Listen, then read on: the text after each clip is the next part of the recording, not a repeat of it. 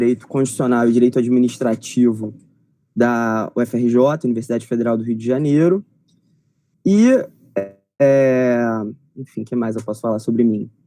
Eu sou mestre em Direito Público pela UERJ, doutorando, terminando o doutorado esse ano, no início do ano que vem, se tudo der certo, na UERJ também, em Direito Público. E eu pesquiso atualmente crise da democracia constitucional, é meu tema de pesquisa, né, o que eu tenho estudado. Bom, a ideia do curso, a ideia de um curso sobre...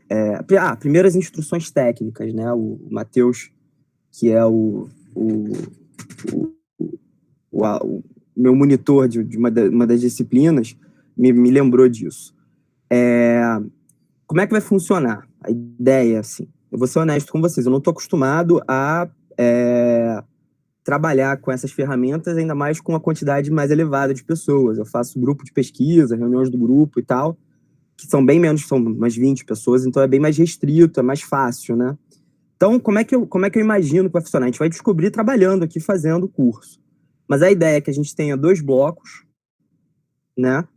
2 blocos principais, e a gente vai ter um tempo para responder perguntas nesses blocos. Infelizmente, devido à quantidade elevada de pessoas, eu vou ter que pedir para vocês colocarem essas perguntas por escrito. Não sei se será possível responder todas as perguntas, né, porque é muita gente. Então, o Matheus Zanon e o Augusto Bax, que são os 2 alunos que estão me ajudando, sem eles esse curso não estaria acontecendo, a fazer esse curso, eles vão selecionar algumas perguntas, se houver perguntas, né, espero que haja, porque as perguntas são sempre mais inteligentes do que as respostas. E aí eu vou dedicar 10, 15 minutos entre cada bloco para responder essas perguntas, questionamentos que forem surgindo. A ideia é que tenha 2 horas, mais ou menos, 1h30 de exposição, meia hora para responder perguntas, dessa forma intercalada. E por que eu resolvi fazer esse curso? Por que eu decidi que esse curso seria importante? Eu acho que é um momento fundamental, a gente está vivendo um momento fundamental para estudar a Constituição de 1988. A maior parte de vocês talvez tenha a mesma impressão que eu, que a gente vive um momento de intensa crise, né? Uma crise que se dá em 3 níveis diferentes, então uma crise sanitária, uma crise política e uma crise econômica, e a Constituição está no centro disso, né? A ideia, portanto, de fazer um curso de introdução à Constituição de 1988 é tornar a Constituição mais acessível para um número cada vez maior de pessoas. Então, aqui a gente tem alunos de direito, pessoas que já são formadas em direito. São 2 salas, então numa sala é o pessoal de graduação, já formados, enfim. E há uma outra sala com pós-graduandos, né? E a ideia é falar sobre a Constituição, pensar sobre a Constituição, enfim, discutir a Constituição. Existe um autor norte-americano chamado Sanford Levinson, que diz que o professor de direito constitucional pode ser encarado, metaforicamente, como uma espécie de sacerdote da religião civil da democracia, né? E os estudantes de direito, os operadores do direito, são fiéis dessa religião civil. Então, o que a gente vai fazer aqui é discutir um pouco sobre essa religião civil, que é o direito constitucional. E como toda religião, metaforicamente falando novamente, existem divergências interpretativas, existem diferentes posições a respeito de como entendê-la, que vão ser permeadas pela vivência dos sujeitos, pelas lutas dos sujeitos, pelas posições dos sujeitos. Cada um vai ler a Constituição de acordo com a sua própria história, né? Apesar disso, apesar de tudo isso, a Constituição é um texto. Então, as religiões costumam ter textos sagrados e a Constituição é o texto da religião civil da democracia, né? E existem limites na maneira como você lê esse texto. Da mesma maneira que você não pode ser católico e ateu ao mesmo tempo, não é possível ser fiel à Constituição e contrário à democracia. Então, a ideia desse curso é espalhar a palavra da Constituição, é discutir a Constituição e permitir que vocês que estão aqui comigo falem sobre ela com as pessoas que vocês conhecem, enfim, tenham mais insumos para discutir sobre a Constituição, trazer a Constituição mais intensamente para o debate público, né? Em um período de crise como o que a gente está vivendo, o que resta para todo mundo é ser rigorosamente, radicalmente fiel à Constituição. E aí, nesse ponto, é interessante citar um trecho do discurso de promulgação da Constituição de 1988, do Ulisses Guimarães, que ele vai dizer que a Constituição é luz, ainda que de lamparina, na noite dos desgraçados. Eu acho que esse trechinho fala muito sobre como é importante discutir a Constituição e como ela é uma luz, mesmo nos momentos de maior crise como o que a gente está vivendo agora. Bom, o curso é uma introdução à Constituição de 1988, né? Então, para aqueles que já tiveram contato com o direito constitucional, que já tiveram aulas de direito constitucional, que já se formaram, que estão tendo aula de direito constitucional, eu espero que seja uma forma de relembrar alguns conhecimentos e pensar um pouco mais sobre a Constituição. Para aqueles que não tiveram, eu espero que seja um primeiro contato que possibilite que eles se apropriem do conteúdo constitucional, né, do conteúdo da Constituição, né? A ideia é que nós tenhamos 6 aulas, né? Os tópicos eu já vou descrever, mas pode ser que eles mudem no decorrer do curso, dependendo o curso é uma coisa viva, né? A gente pode mudar de ideia, incluir novos temas, excluir, mudar as abordagens, enfim. Mas a ideia é que a gente trate de 6 temas, basicamente. Primeiro, que é o da reunião de hoje, que é um passeio sobre os conceitos básicos, alguns conceitos básicos, né, relacionados à Constituição, e um breve relato histórico sobre as origens e a formação da Constituição atualmente vigente, que é a Constituição de 1988. A segunda reunião vai ser sobre a dinâmica de transformação da Constituição de 88. Então, nessa reunião, a gente vai discutir um pouco sobre como a Constituição se transforma, como ela ganha vida, como ela se atualiza, né, a novas realidades. A terceira reunião vai ser só para discutir o Poder Executivo, a quarta, o Poder Legislativo, a quinta, o Poder Judiciário, e, finalmente, a gente vai ter uma reunião para discutir um pouco a ideia de direitos fundamentais, o que são direitos fundamentais e como funciona a lógica dos direitos fundamentais numa realidade de um país desigual como o Brasil. Então, a gente pretende tratar desses 6 temas, né? A gente vai discutindo eles e vamos ver onde a gente chega. A ideia, como eu falei, é uma introdução à Constituição de 88. Uma introdução, portanto, não é exaustiva, não é para esgotar o tema. A primeira pergunta que a gente vai se fazer, já que é um curso sobre uma introdução à Constituição de 1988, a primeira pergunta que a gente vai fazer é: o que é uma Constituição? Quando a gente fala de Constituição, do que a gente está falando? O que quer dizer Constituição? Constituição é uma palavra que está no vocabulário público, aparece nos jornais, na esfera pública, nas discussões de redes sociais, que hoje são muito importantes, sobretudo num cenário onde nós não podemos sair de casa, né? Então, a Constituição é uma palavra que é recorrente, aparece por toda parte, e muitas vezes a gente tem uma dúvida sobre o que a gente está se referindo, o que quer dizer. Naturalmente, a gente pensa lá no texto, né, da Constituição de 88, mas será que isso esgota o sentido de uma Constituição? Será que isso é tudo que Constituição quer dizer?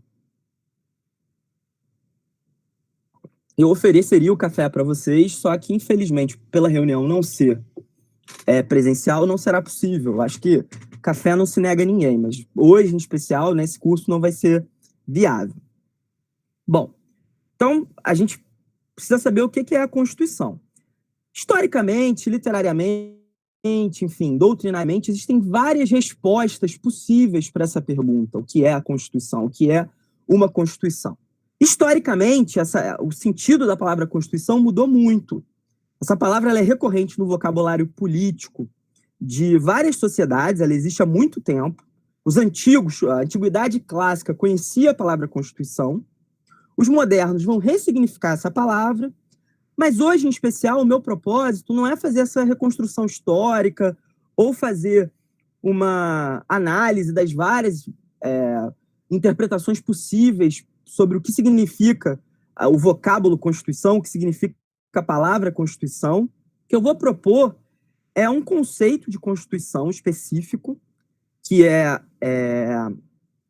proposto por um autor brasileiro, professor de Direito Constitucional da FGV de São Paulo, chamado Oscar Vilhena Vieira, e vou acrescentar a esse conceito uma característica. Então, eu vou trazer um conceito, a gente vai destrinchar as características desse conceito, sobre o que é uma Constituição, E, no final, depois de destrinchar isso, eu pretendo acrescentar uma última característica à definição do Oscar. Tá? Não se preocupem tanto com nomes, enfim.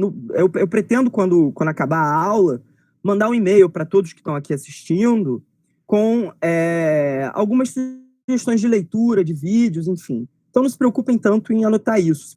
Se é que vocês estão anotando, não sei, né? Se é presunção minha. Mas se preocupem mais em tentar entender o conceito, enfim. O Oscar Vilhena Vieira, portanto, propõe a seguinte definição de Constituição, que é a definição que nós adotaremos, ainda que provisoriamente, nesse curso. A Constituição é uma norma superior que aspira a habilitar a competição política, regular o exercício do poder, assegurar o Estado de Direito e as regras básicas que devem pautar a relação entre as pessoas e a população e o Estado. Então, repetindo, a Constituição é uma norma superior que aspira a habilitar a competição política, regular o exercício do poder, regular o exercício do poder, assegurar o Estado de Direito e as regras básicas que devem pautar a relação entre as pessoas e a população e o Estado. Então, ele é um conjunto, acho que, de 6 características, né? Não contei aqui, mas acho que é isso. Então, vamos destrinchar cada uma delas para a gente entender melhor o que ele quer dizer com isso. Acho que é fundamental para a gente avançar nesse caminho que a gente está se propondo. Primeiro, é uma norma superior. A Constituição, portanto, é uma norma superior.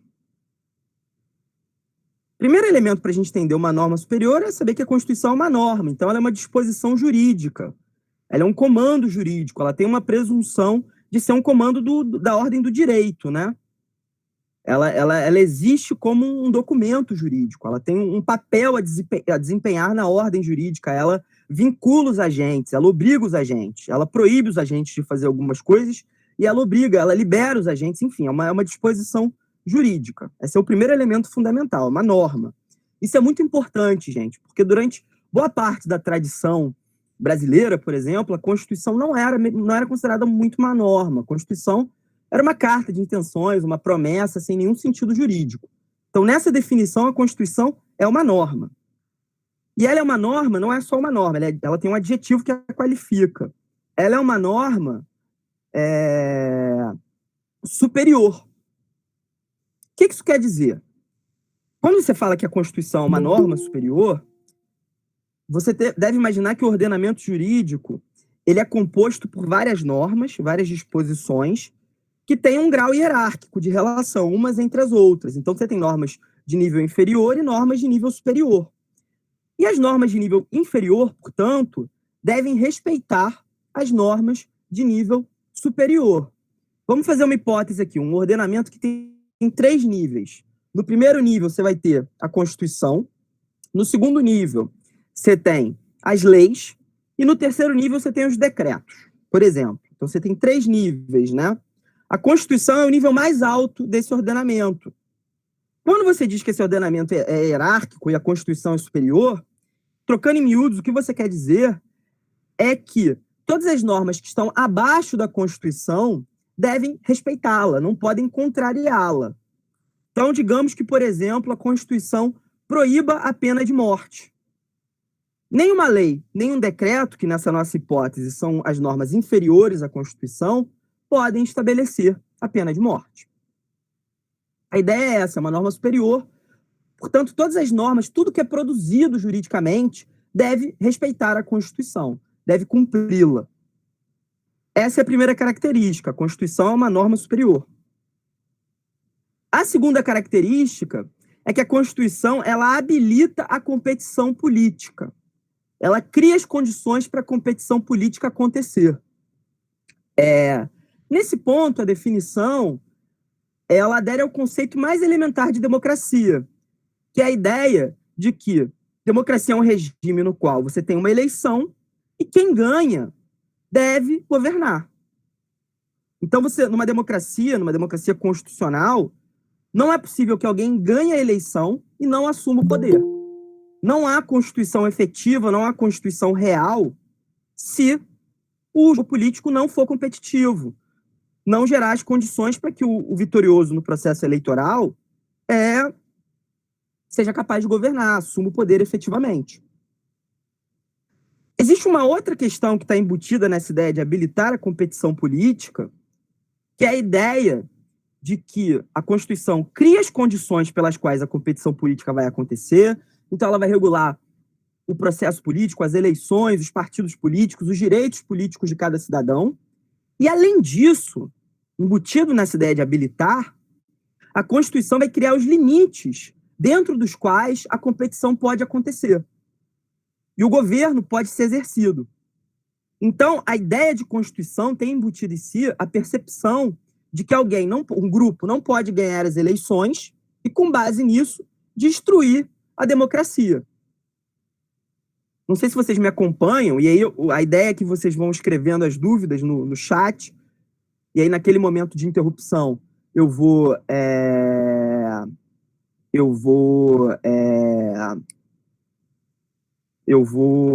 respondendo. Mas a ideia é a seguinte: a Constituição regula a competição, e mais do que isso, ela regula os termos nos quais o vitorioso vai governar. Então, um partido não pode ganhar o jogo, ganhar a eleição, e destruir a possibilidade de outro ganhar a eleição no futuro. A ideia de Constituição tem sim embutida isso. Uma terceira característica que é elencada por essa definição que eu dei para vocês é a ideia de que a Constituição regula o exercício do poder. E aí todos vocês, mesmo que não tenham contato com o direito, eu acho que é o caso de alguns aqui, devem saber que existe um poder legislativo, existe um poder judiciário, existe um poder executivo, figura do presidente da República, por exemplo. Existem entes federativos, então você vai ter a União, os estados, os municípios. E aí parece meio confuso qual é o papel de cada um deles nesse jogo político, nessa divisão de tarefas, né? Quem estabelece isso é justamente o texto constitucional. O texto constitucional tem esse papel. A Constituição vai dizer o que é a competência de cada esfera de poder dentro do Estado.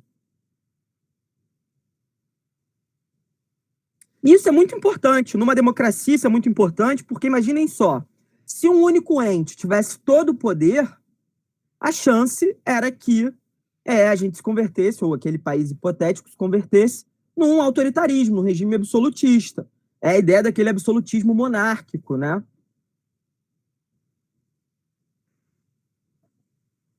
A vontade do rei faz a lei, faz o direito, né?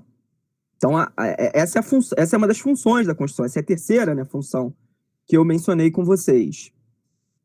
Ela regula quem vai ter poder dentro de cada esfera. E aí isso pode se dar de diferentes formas. Eu vou explorar isso numa aula seguinte. Mas existem diferentes formas de você fracionar o poder. Você pode pensar numa separação de poderes, numa separação de competências, que a gente chama de horizontal, que é essa separação clássica entre legislativo, executivo e judiciário. Você pode pensar numa separação vertical, que aí está preocupada com uma questão territorial, e aí é a questão da federação, que a gente falou aqui agora. Então, você tem as competências dos municípios, dos estados e da União. E você pode pensar, além disso, você pode pensar de forma mais sofisticada ainda, pensar nas funções internas de cada um dos poderes, nas competências internas de cada um dos poderes.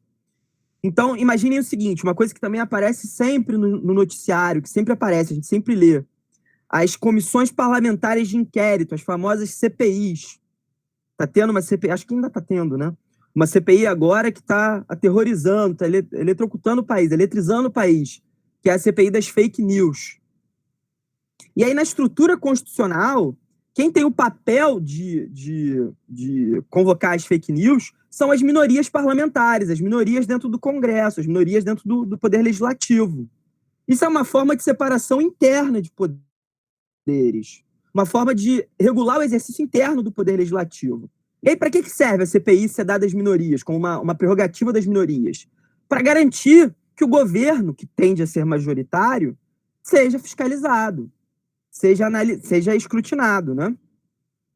Então, a ideia central é essa. A ideia de regular o poder é a Constituição dizer quem é competente para cada coisa. E mesmo num regime autoritário, isso é muito importante. Porque se você não tem isso definido, se cada um faz o que quer, ou se toda vez que vai ter que decidir sobre quem deve fazer, tem que ter uma nova disputa, vira uma confusão. A gente pode pensar numa hipótese mais concreta, mais material, que é, sei lá, pensem num... É horrível fazer essas metáforas, é muito simplificador, mas talvez ajude a entender. Pensem numa casa. Você tem vários irmãos dentro de uma casa. Eu ouvi esse exemplo de uma amiga minha. E aí, esses irmãos têm funções dentro da casa, né? Um tem que lavar o banheiro, o outro tem que lavar a sala, o outro cozinha, enfim. Se você, toda vez que tem que fazer as tarefas da casa, tem que discutir quem vai fazer o quê, isso fica muito custoso, a discussão não acaba. Agora, se você determina previamente o que é a função de cada um, fica muito mais fácil. Então, a Constituição faz isso num nível muito mais elevado e muito mais sofisticado, que é o nível do exercício do poder. Uma quarta função das constituições é assegurar o Estado de Direito. E aí, gente, a expressão Estado de Direito, que também está muito embutida no vocabulário corriqueiro, no vocabulário da esfera pública brasileira, a gente escuta muito isso, Estado de Direito, quer dizer várias coisas, né? Vários autores defendem diferentes concepções de Estado de Direito. Eu fiz aquela metáfora lá no início da nossa reunião, falando que o Sanford Levinson diz que uma metáfora possível para o direito constitucional é uma religião civil. E dentro das religiões, você tem várias interpretações possíveis, né? De dispositivos, de conceitos, enfim, que levam até a frações, a disputas, que podem chegar até a guerras. A gente tem um exemplo lá da reforma e da contra-reforma no cristianismo europeu. E no direito constitucional é a mesma coisa. Então, o Estado de Direito pode querer dizer inúmeras coisas. Pode querer dizer muitas coisas diferentes. Mas eu vou pegar uma definição mínima, que talvez seja um ponto de acordo entre vários autores diferentes, que é de um cientista político latino-americano, argentino, chamado Guillermo O'Donnell. O que o Guillermo O'Donnell vai dizer? O Estado de Direito é a ideia de que qualquer direito que exista é escrito e publicamente promulgado por uma autoridade apropriada antes dos eventos a serem regulados por ela serem aplicados e... Desculpa, a definição ficou confusa, vou repetir. Qualquer direito que exista é escrito e publicamente promulgado por uma autoridade apropriada antes dos eventos a serem regulados por ela e aplicado de maneira imparcial pelas instituições estatais relevantes. Então, vamos destrinchar esse conceito. Primeiro, o cerne da percepção é que qualquer disposição jurídica que seja vinculatória, que vincule os agentes, deve ser previamente definida. Então, por exemplo, hoje no Brasil é lícito tomar café. Vou até tomar aqui em homenagem a isso, enquanto é lícito. Se eu estou tomando café agora, num país onde é lícito tomar café, eu não posso ser preso por tomar café. Caso haja um interesse das autoridades públicas em criminalizar o consumo de café, é preciso que elas façam isso antes. Então, no Estado de Direito, o Estado só pode vincular os agentes com disposições anteriores. Ele não pode fazer isso com disposições posteriores. Você não pode, por exemplo, criminalizar uma atividade depois que ela aconteceu. Esse é o primeiro ponto para entender a ideia de Estado de Direito. O segundo ponto fundamental é que, em um regime constitucional, as normas devem ser aplicadas de forma igualitária. Então, digamos, nessa minha hipótese absurda, que eu espero que nunca aconteça como um viciado em café, que seja criminalizado o consumo de café. E eu e a Ana Carolina Oliveira, que é uma pessoa que está aqui inscrita, eu estou vendo, consumamos café nesse país onde é criminalizado. Não é válido, não é de acordo com o Estado de Direito que eu seja preso e a Ana Carolina não. Então, as normas num Estado de Direito devem ser aplicadas da maneira mais igualitariamente possível a todos. Tem uma frase famosa do Getúlio Vargas que sintetiza o oposto do Estado de Direito, que talvez ajude a entender o que eu estou falando. Que é uma frase que diz o seguinte: aos amigos tudo, aos inimigos a lei. Então, o Estado de Direito não pode ser assim. A Constituição tem que criar as condições para que as normas sejam aplicadas de forma igualitária diante de toda a sociedade. Tá? Essa é a noção de Estado de Direito. As normas são prévias, são públicas, todo mundo sabe, todo mundo conhece as normas, e elas são aplicadas de forma igualitária. Isso aproxima um Estado de uma ideia de democracia constitucional. Então, essa é a quarta característica. A quinta característica vai dizer o seguinte: a Constituição é responsável por definir as regras básicas que pautam a relação entre as pessoas, então entre nós todos aqui, os particulares, os cidadãos, e entre elas e o Estado. O que isso quer dizer? Basicamente, essa definição está fazendo remissão à ideia de direitos fundamentais, a ideia de direitos que vão regular a relação entre os agentes. Uma Constituição tem que estabelecer quais são os direitos de cada um, como esses direitos eles se aplicam entre os particulares e entre eles na sua relação com o Estado, com a coletividade, com o poder público. Então, digamos que, hipoteticamente, uma Constituição vede a escravidão, tá?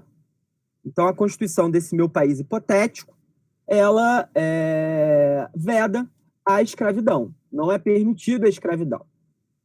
Diante disso, não é possível, não é aceitável que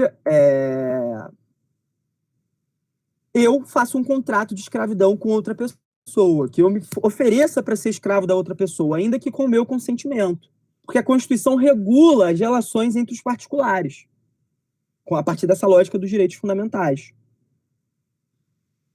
Então, eu não posso me oferecer para ser escravo de alguém. Não sei se vocês leram o jornal, mas recentemente uma executiva foi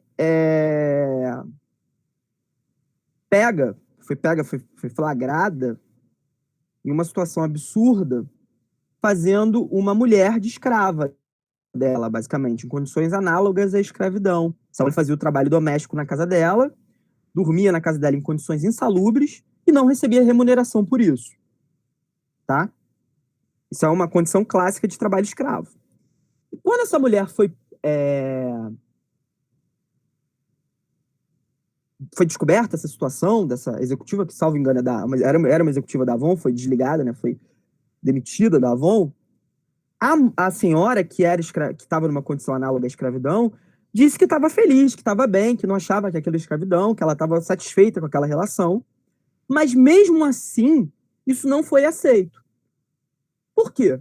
Porque no regime constitucional, a lógica dos direitos fundamentais vincula, inclusive, os particulares e limita o que eles podem fazer ou não, por mais que eles queiram. Tá?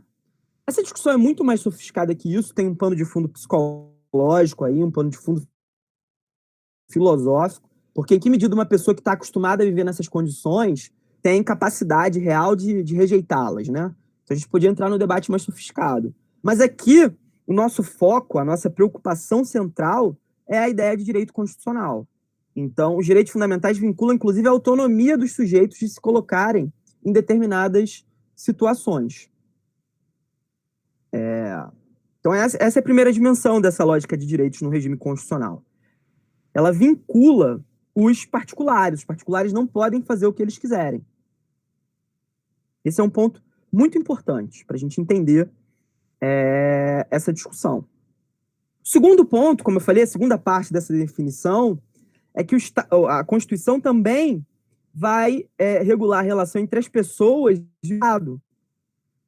Tradicionalmente, inclusive, esse é o aspecto mais importante dos direitos fundamentais. Então, a Constituição vai estabelecer qual é a medida em que o Estado pode interferir na minha vida. Quais são os limites para a atuação do Estado. Esse é um ponto fundamental. Então, digamos que eu já usei esse exemplo e vou usá-lo novamente, que uma determinada Constituição, como é o exemplo da Constituição de 1988, que é a Constituição atualmente vigente, proíba a pena de morte, vede a pena de morte. A pena de morte não pode acontecer na Constituição de 88, tá? Nessa circunstância, o Estado não pode aplicar a pena de morte contra os seus cidadãos. Isso é um limite, é uma regra que regula a interação entre o Estado e as pessoas que habitam aquele Estado, as pessoas que estão localizadas naquele Estado. Então, esse é um papel fundamental dos regimes constitucionais e da ideia de Constituição. A Constituição ela vai regular quais são os limites nas relações entre os particulares e entre os particulares e o Estado, entre os particulares e o poder público. A Constituição vai delimitar o que pode acontecer ali. Como eu falei, se vocês tiverem dúvidas, eu peço que, por gentileza, vocês as perguntem no chat, para que a gente possa responder daqui a pouco, né? A gente já vai encerrar o primeiro bloco e a gente começa o segundo bloco. Mas a ideia de Constituição é essa. Esse é um dos elementos da ideia de Constituição. O último elemento que eu vou acrescentar à definição do Oscar Vilhena Vieira, que foi aquela definição que eu dei lá no início, e que no final, fiquem tranquilos, eu vou recapitular, é a ideia de que a Constituição também tem que produzir legitimidade social. Então, além disso tudo que eu falei e exemplifiquei aqui para vocês, é fundamental que a Constituição seja capaz de produzir legitimidade social. O que eu quero dizer com isso? A Constituição ela deve ser capaz de fazer com que os agentes sociais, os partidos políticos, os movimentos sociais, os cidadãos em sua dimensão privada, as instituições como um todo, se fidelizem a ela, acreditem nela. Então é preciso que as pessoas acreditem naquela promessa que levou-as a fazer uma Constituição. Por que eu estou dizendo isso, gente? Porque é importante que a Constituição seja capaz de produzir legitimidade social. Por que o conceito de Constituição tem que ter esse conteúdo? Porque uma Constituição que não é capaz de produzir legitimidade social, uma Constituição que não é capaz de ser levada a sério pelas pessoas, é uma Constituição que está fadada ao fracasso. É uma Constituição que está fadada a derrota, às crises, né?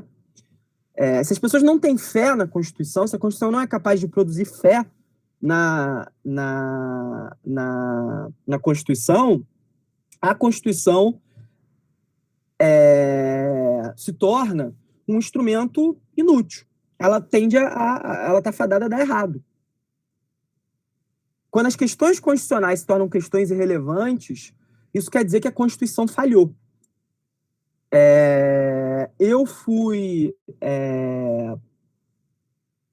aluno, na minha graduação, que na época não era, mas atualmente é ministro do Supremo Tribunal Federal, ministro Luiz Roberto Barroso. E ele sempre falava uma coisa que eu acho que ajuda muito a ilustrar isso, ajuda a entender essa questão, né? Que é o seguinte: durante o período da ditadura militar, do autoritarismo institucionalizado no Brasil, toda vez que alguém queria diminuir uma questão, queria reduzi-la, queria dizer que ela não era importante, dizia-se que a questão era uma questão constitucional. Como se dissesse que a discussão era uma discussão de sexo dos anjos, uma discussão teórica, uma discussão irrelevante. Então era um país que não levava a sério a Constituição. E aí, enfim, deu no que deu, viveu o que viveu, né? Ele sempre dizia isso, que quando você queria diminuir uma questão, falar, essa questão é bobagem, isso não é sério, você dizia, isso é uma questão constitucional, isso é uma questão teórica. O importante mesmo era o decreto do presidente da República, do presidente militar, né? O importante mesmo era a portaria do ministério, isso que era relevante. Constituição não era nada. Um país como esse é fadado a não levar a democracia a sério, como não levava. Bom, recapitulando o conceito de Constituição. Vou refazer, acrescentando essa característica que eu propus para vocês, né? A Constituição, portanto, é uma norma superior que aspira a habilitar a competição política regular o exercício do poder, assegurar o Estado de Direito, as regras básicas que devem pautar a relação entre as pessoas e a população e o Estado, produzindo legitimidade social. Essa é a definição que eu proponho de Constituição para vocês. Isso é uma Constituição, pelo menos para mim. É claro que isso pode ser ampliado. Qualquer manual de direito constitucional vai trazer inúmeras definições de Constituição, inúmeras perspectivas, né? Mas hoje, para os fins desse curso, de um curso introdutório, eu proponho essa definição de Constituição. Então, sempre que vocês ouvirem a expressão Constituição, eu sugiro que, pelo menos, ainda que criticando, vocês pensem um pouco nessa definição. Acho que agora a gente pode fazer uma pausa para ver as perguntas, né, para ver o que perguntaram. Quem ainda não fez, sugiro que faça. E aí a gente vai discutindo. O Matheus e o Augusto vão selecionar eventuais perguntas para mim e a gente vai responder, para dar também um relaxamento para vocês, vocês darem uma relaxada, porque senão fica muito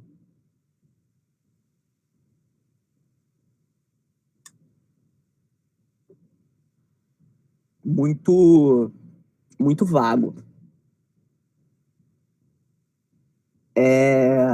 Bom, eles não me falaram os nomes, mas eu vou trazendo as perguntas. A primeira pergunta é uma pergunta... gente, uma coisa importante que eu esqueci de falar. Enfim, eu não sou a melhor pessoa para questões técnicas e burocráticas, antes de responder as perguntas. Mas essa reunião está sendo gravada, porque eu não sei se vocês, enfim, se eu falei para todos, mas o curso acabou tendo muitas inscrições, quase 500, mais de 500, né? 521, salvo engano. E aí foi uma escolha muito trágica, né? Deixar algumas pessoas de fora. Então, a ideia, eu vou tentar, eu não prometo, né? É gravar essas reuniões, gravar essas exposições que eu estou fazendo e disponibilizá-las no YouTube, para que as pessoas que não estão aqui possam ouvir, possam ver, enfim. Ou outras pessoas. Como eu falei, a ideia do curso é espalhar a boa nova da Constituição e da democracia. Então, a ideia é essa. E a aula está sendo gravada. Se alguém tiver alguma objeção a isso, eu peço que me avise, eu aviso ao Matheus, aviso ao Augusto, para que a gente possa ver o que fazer, porque tem que ter o consentimento de vocês, né? Eu não sei exatamente como fica essa gravação, se só aparece eu, mas se for assim aí, acho que talvez não precise, mas como pode ser que apareçam todos, eu deixo claro que está sendo gravado, e quem quiser fazer alguma objeção, por favor, entre em contato conosco. Um outro aviso é que mais próximo do final da reunião, eu vou disponibilizar um link, que é o link da presença, né?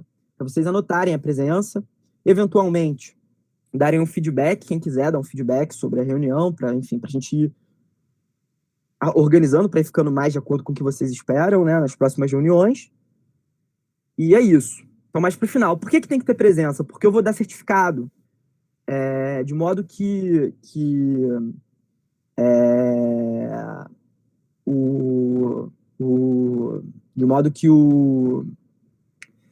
eu preciso saber quem veio, quem não veio, quem está presente, quem não está, enfim. Bom, então, vamos às perguntas. A primeira pergunta é: qual premissa que permite o Código Penal Militar aplicar pena de morte, mesmo com a Constituição vedando? E aí eu vi aqui no chat que algumas pessoas já responderam isso.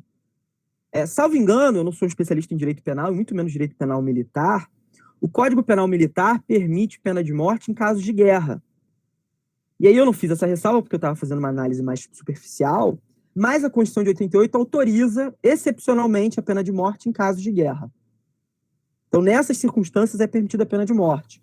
Por isso que o Código Penal autoriza. E aí eu remeto àquela primeira característica que eu atribuí às condições, que é de ser uma norma superior. Então, como a Constituição permite, o Código Penal Militar regula, autoriza nessas circunstâncias excepcionais. A segunda pergunta é a seguinte: essas características pontuadas que devem estar presentes em uma Constituição conformam mais uma democracia. Mas é verdadeiro que, ainda que tendo todas essas características se conforme uma não democracia, isso é plausível? E aí é que eu preciso fazer uma ressalva, enfim, vou fazer bem brevemente, eu poderia estender essa discussão muito, porque vocês devem imaginar que constituições têm... existem constituições em regimes autoritários. O Brasil, durante todo o período de autoritarismo, teve constituições. A Coreia do Norte tem uma constituição, enfim. A União Soviética, no período mais stalinista possível, tinha constituição. A Venezuela hoje tem constituição. A Hungria, que é um exemplo contemporâneo de autoritarismo, tem constituição. E aí um dos debates contemporâneos é justamente como, atualmente, a Constituição é um instrumento relevante para produzir regimes autoritários. Mas a leitura que eu fiz aqui, e aí eu devia ter feito essa ressalva antes, é de uma Constituição comprometida com a democracia, né? E aí, no pano de fundo, subjacente a isso, está a ideia de que constituições que não estão comprometidas com o regime democrático não são constituições de verdade. E é uma análise normativa que eu estou fazendo. E isso é muito debatível, isso é muito discutível. Tem várias visões sobre isso. Mas aqui eu estou fazendo uma análise mais recortada. A gente poderia ter um curso sobre os sentidos de Constituição. Mas como a ideia aqui é fazer uma análise da Constituição de 88, uma introdução, né? E que é uma Constituição democrática, eu propus um conceito democrático de Constituição. E aí, na segunda parte da pergunta, está a ideia, tá o questionamento se é possível que uma Constituição tenha todas essas características e seja autoritária. E talvez sim, acho que sim. Eu fiz uma leitura enviesada para a questão democrática, para uma visão democrática, porque é o foco do nosso curso, mas eu acho que todas essas características se adequariam a um regime autoritário, que faria um elenco de direitos mais restritos, que teria distribuição de poder de forma autoritária, que teria a Constituição como uma norma superior. Mas a realidade, apesar de ser uma hipótese possível, você ter uma Constituição que cumpra esses requisitos e seja autoritária, a realidade é que isso é apontado até por estudos empíricos. Quem tiver interesse, me manda um e-mail depois que eu passo para quem tiver interesse. Estudos empíricos sobre isso, que vão demonstrar que, geralmente, em regimes autoritários, as constituições tendem a serem insinceras. Então, a prometerem democracia, a prometerem competitividade real entre os agentes políticos, a prometerem direitos fundamentais enormes e serem bem sinceras com relação a isso, não cumprirem em nenhuma medida, ou em pouquíssima medida. Por exemplo, a Constituição de 1969, que era a Constituição do regime autoritário, a Constituição anterior à de 88, prometia colônia de férias para os trabalhadores. Claro, o fenômeno da insinceridade constitucional também existe em democracias, né? As constituições democráticas também podem ser insinceras. Mas a questão é de grau aí. As autoritárias tendem a ser mais insinceras do que as democráticas. Mas esse conceito de Constituição que eu estou oferecendo para vocês é um conceito voltado a tentar entender uma Constituição democrática. O papel de uma Constituição numa democracia, que é o escopo do nosso curso. Vou responder mais uma pergunta, e aí, gente, talvez... Vou responder mais duas perguntas e talvez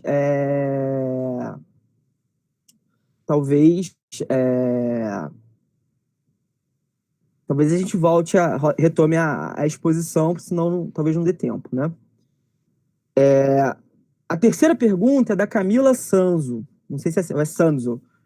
Se for italiano, é Sanzo. Se for outra coisa, eu imagino que seja Sanzo, eu não sei como pronunciar. Ela vai dizer o seguinte, ela pergunta o seguinte: o Estado de Direito só existe em democracias, pois um direito, por exemplo, pode ser escrito previamente destinado a todos em um Estado não democrático. Isso ainda assim seria um Estado de Direito?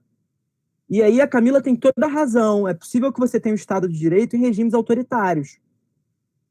Isso é uma hipótese que é elencada por todos os estudiosos do Estado de Direito.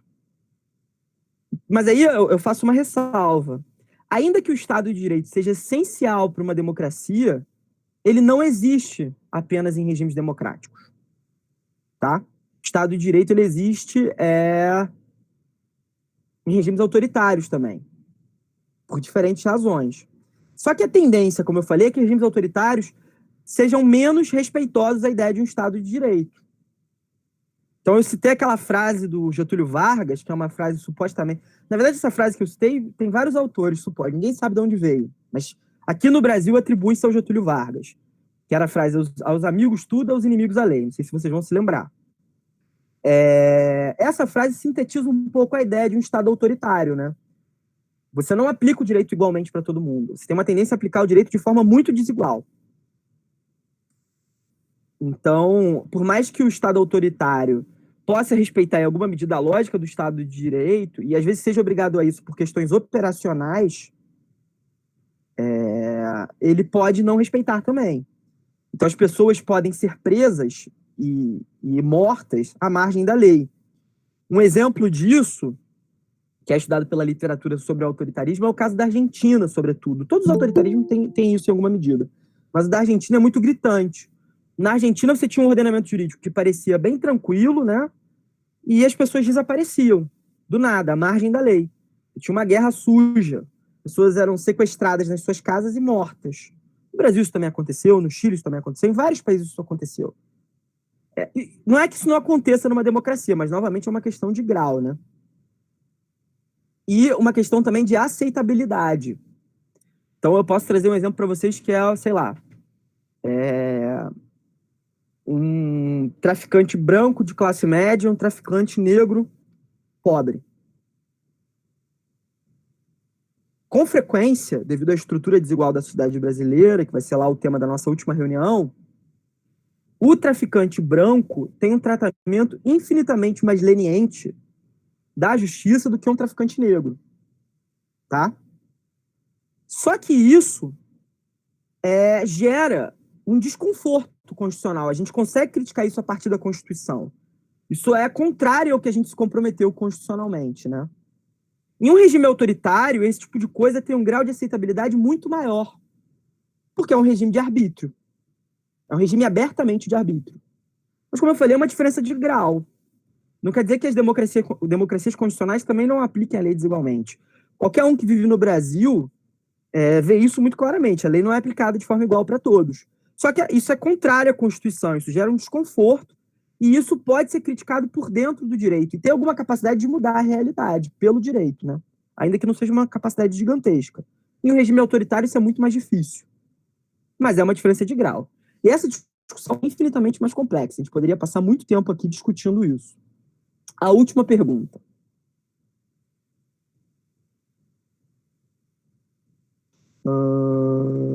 Vamos ver. Do André Castro. Sobre o conceito de Estado de Direito, está ligado historicamente à garantia de direito de abstenção aos súditos. Mas, pelo que sei, esse termo surgiu com Kant, é isso? É curioso, pois tem muita influência dos teóricos do contratualismo. A pergunta do André é excelente, mas é uma pergunta muito sofisticada, né, teoricamente. Talvez eu teria que ter muito tempo para respondê-la. Mas a tradição da ideia de Estado de Direito é uma tradição que, de fato, está muito ligada com a modernidade, né, e com o contratualismo, com a ideia de que o Estado só pode fazer aquilo que o direito permite. Porque o direito seria fruto da concordância dos cidadãos. Então, todo mundo vai lembrar, talvez nem tudo, enfim, existe uma corrente filosófica do início da modernidade que é o contratualismo. Tem várias vertentes, enfim, eu não vou entrar nessa discussão aqui, mas que parte do pressuposto de que o Estado ele é fruto da vontade dos sujeitos. Os sujeitos se reúnem e fazem um contrato social que legitima o Estado. Essa é a ideia central do contratualismo, que é diferente do período pré-moderno, que partia do pressuposto que a legitimidade do Estado vinha de Deus, vinha da tradição histórica, vinha do pensamento divino, enfim. Então, a modernidade vai dizer que a legitimidade do Estado é fruto da vontade dos sujeitos. E isso é um enorme salto, né? Isso é uma coisa muito importante para a gente entender o que está acontecendo agora, o que a gente vive até hoje, né? O ponto central é que isso é um corolário, né, um axioma, uma prévia da ideia de Estado de Direito. Se o Estado se legitima a partir da vontade dos súditos, e o direito é fruto da vontade dos súditos, em alguma medida, o Estado só pode fazer aquilo que os súditos concordaram que ele fizesse. Então, o Estado de Direito é filho dessa ideia. Mas isso é uma discussão filosófica aí super complexa que transcende o escopo do curso. Alguém abriu o microfone aí. Ai, perdão, professor, foi sem querer. Sem problema. Então é isso, gente. Infelizmente eu não vou poder responder tudo, mas quem quiser depois conversar e mandar trocar uma ideia, enfim, sobre esses temas, eu estou à disposição. Tem meu e-mail, tem minhas redes sociais, enfim. A ideia é que isso aqui seja só um espaço de reunião, mas que o curso seja uma coisa mais ampla, que a gente esteja por aí falando sobre a Constituição, por toda parte, espalhando a boa nova, né, que foi a metáfora meio teológica que eu fiz também. Bom, espero que tenha conseguido esclarecer alguma coisa, né? Geralmente, quando eu dou aula, eu costumo citar o Tom Zé dizendo que não vim para esclarecer, eu vim para confundir. Mas, em alguma medida, hoje eu queria esclarecer algumas coisas, né? É uma frase pretensiosa, né? Mas, enfim. Me desculpo por ela, mas eu falo de brincadeira. Então, tomara que tenha esclarecido alguma coisa para vocês. Então, nesse primeiro bloco, a gente discutiu um pouco qual era o conceito de Constituição. E aí eu propus um conceito, reconhecendo que é um entre vários, e que se a gente tivesse que se deter mais tempo sobre ele, isso exigiria mais reflexão. Então, é um conceito preliminar, assim. E aí eu proponho que vocês deem uma pesquisada e vejam outros conceitos possíveis para vocês defenderem o de vocês. Vocês tenham a sua visão sobre a fé, a religião civil da Constituição. Nesse segundo bloco, a ideia é discutir duas questões, basicamente. Uma pergunta, na verdade, fazer uma reconstrução. A pergunta que eu vou fazer para iniciar o segundo bloco, que é uma pergunta que parece óbvia, mas não é a seguinte: por que fazer uma Constituição? Essa pergunta é fundamental. O que nos leva, como cidadãos, a criar um texto constitucional? Qual é o motivo para isso? Essa é a primeira pergunta que eu vou fazer. A segunda pergunta, por sua vez, a segunda parte desse segundo bloco vai ser tentar fazer uma breve reconstrução histórica de como a Constituição de 88 apareceu, de onde veio isso. Eu, assim como a maior parte de vocês, eu imagino, já nasceu ou se tornou adulto na vigência da Constituição de 88. Mas como é que isso surgiu no mundo? Como é que essa Constituição entrou em vigência? Como essa Constituição foi promulgada? Vieram os marcianos de nave espacial e impuseram ela a gente? Essa é uma pergunta importante. Da onde veio? Quais são os processos históricos que levam à Constituição de 88? Será que ela nasceu também em 88? Alguém chegou e falou, pô, que brilhante ideia, vamos fazer uma Constituição? E aí essa reconstrução histórica é importante para entender, o ponto no qual eu vou encerrar essa reunião, que são as principais interpretações que existem sobre a Constituição de 88. Quando a gente entende a história da Constituição de 88, a gente consegue entender melhor como ela é vista hoje, por que a gente está no ponto que a gente chegou. Então a ideia é essa, esse vai ser a segunda parte, o segundo bloco, né? Nossa, tem alguém me ligando, desculpa.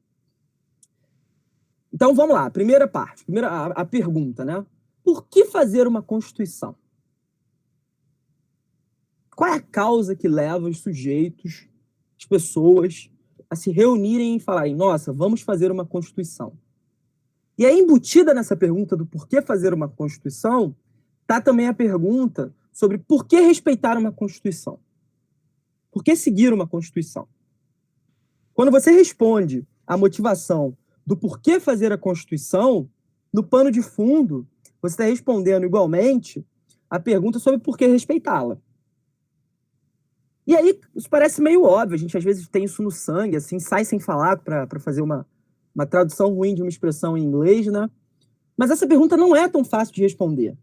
O que legitima a gente seguir uma Constituição? E aí, dois problemas colocam em xeque a ideia de Constituição, a ideia de seguir uma Constituição. dois problemas que são fundamentais na tradição do direito constitucional. O primeiro problema é o problema intergeracional. Tá? O primeiro problema é o problema intergeracional. O que é o problema intergeracional? É a ideia que é central a qualquer noção de Constituição, de que a Constituição cria um governo dos mortos sobre os vivos. Por que isso? Como eu falei no início dessa segunda parte, provavelmente a maior parte de nós, quando nasceu, já tinha a Constituição vigente. E uma outra parte se tornou adulto com a Constituição já vigente. Então, imagino que a maior parte absoluta dos presentes aqui não votaram nas pessoas que fizeram a Constituição que rege a nossa vida hoje. Por que, então, a gente deveria ser vinculado por uma decisão que a gente não tomou? Por que os mortos devem governar os vivos? Isso é uma pergunta muito importante. E a gente que responde que não deveria ser assim. Então, por exemplo, Thomas Jefferson, que é um dos pais da Constituição norte-americana, vai dizer que a cada 17 anos o povo deveria fazer uma nova Constituição. E aí, com base em que ele chega a esse cálculo dos 17 anos? Ele vai dizer que 17 anos, ele analisa umas tabelas estatísticas da população, é o prazo no qual as gerações se renovam. Então, a cada 17 anos, uma nova geração chegaria à vida adulta. Isso permitiria que cada geração fizesse sua própria Constituição. Então, esse é o primeiro problema, o problema intergeracional. Existem países no qual esse problema é muito grave. No caso dos Estados Unidos, a mesma Constituição está em vigência há mais de 200 anos. Então, rigorosamente ninguém participou do processo de feitura daquela Constituição. Esse é o problema intergeracional. O segundo problema é o problema dos excluídos. Não há processo de produção de uma Constituição, de criação de uma Constituição, que possa incluir todo mundo. Primeiro, porque no momento que uma Constituição é feita, muita gente não nasceu. Então, as gerações futuras não têm como participar do processo de feitura de uma Constituição. Não existe essa possibilidade. Então, não tem como. Eu nasci em 92. Estou acabado, mas eu nasci em 92. Acreditem em mim. Não era possível que eu participasse desse processo. Há muitos de vocês aqui que talvez tenham nascido em 2000. Ou seja, 12 anos depois que a Constituição foi promulgada. Essa é a primeira dimensão da questão dos excluídos. A segunda é que boa parte dos processos constituintes que existiram na história até hoje são processos que excluíram amplas frações da sociedade. Então, vamos pensar na primeira Constituição escrita da história, que é a Constituição norte-americana, do final do século XVIII. A Constituição norte-americana foi feita exclusivamente por homens brancos e cristãos, e heterossexuais, até onde se sabe. Então, mulheres não tinham direitos políticos, não participaram da feitura da Constituição. Negros eram escravizados, não participaram da feitura da Constituição. Nativos americanos não participaram da feitura da Constituição. Então, a Constituição que vige até hoje nos Estados Unidos é uma Constituição excludente. Tanto é assim, se vocês pegarem o texto da Constituição norte-americana, de 1787, se eu não me engano, no ano, lá tem uma disposição que diz explicitamente que até o ano de 1808 a escravidão não poderia ser abolida do nível federal. Então, uma Constituição, que é a Carta da Liberdade, que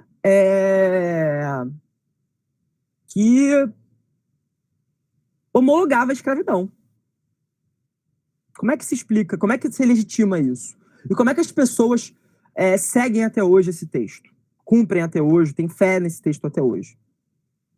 Tem um caso muito emblemático desse paradoxo que eu estou falando para vocês, que é o de um abolicionista negro norte-americano, se chama Frederick Douglass. Ele é do início do século XIX, ou seja, logo depois da promulgação da Constituição norte-americana, e ele era negro, ele lutava pela abolição da escravatura. Ao mesmo tempo, a Constituição era uma Constituição que dizia que até 1808 a escravidão não poderia ser abolida. E apesar disso tudo, desse contexto todo, ele era alguém que professava publicamente a fé na Constituição. Porque ele dizia que a Constituição americana era mais do que isso, ela era uma promessa que ia além daquele dispositivo que cristalizava a escravidão. Como é que a gente explica isso, teoricamente? Como é que se entende? Por que as pessoas fazem constituições e por que elas continuam fiéis a constituições, ainda que elas não acreditem mais no texto da Constituição, ou em partes do texto da Constituição, como é o caso do Frederick Douglass com relação a esse dispositivo que falava da escravidão. Ainda que elas não tenham nascido quando elas não fossem nascidas e fossem cidadãos políticos ativos durante esse período, e ainda que elas tenham sido excluídas desse processo. Por que explica isso? E aí existem inúmeras respostas. Vários autores de direito constitucional vão produzir teorias para explicar isso, para explicar por que fazer uma Constituição e por que continuar fiel a ela. Aqui eu vou trazer 3 respostas das possíveis para vocês pensarem, né? Sobre o porquê ser fiel a uma Constituição e por que fazer uma Constituição.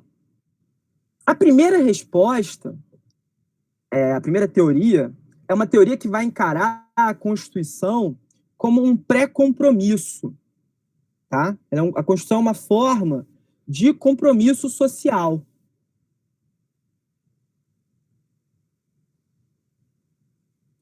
O que isso quer dizer?